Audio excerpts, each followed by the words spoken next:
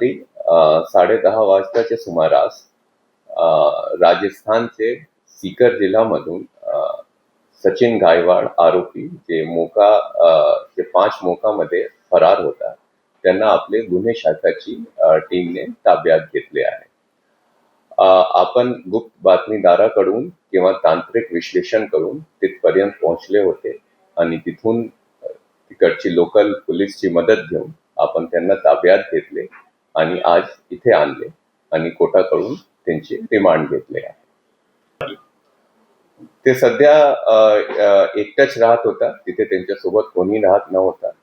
त्यांना कोणी मदत केले होते, कसे केले होते, त्याची माहिती पूर्णपणे जे आहे त्याची चौकशीच्या नंतर, त्याची इंटरोगेशनच्या नंतर आपल्याला कळते. सध्या ते आणले आहे आणि आपण त्याची रिमांड घेतली आहे. सर सचिन आता आपण ज्यांना ताब्यात घेतले आहे तेव्हा त्याच्याकडे कुठल्या प्रकारचा वेपन भेटला नाही आहे. जर त्याच्याकडे आधी तसं काही होईल तर आपण त्याची चौकशी करून हे करणार आहे. जसं मी आपल्याला सांगितले की ऑलरेडी आपण आता त्याने येऊन त्यांचे रिमांड घेतले आहे. फर्दर त्यांची इंटरोगेशन केलेली आहे. त्याच्यात आपल्याला कळणार आहे की ते निलेश गायकवाडच्या संपर्कात होते किंवा नव्हते.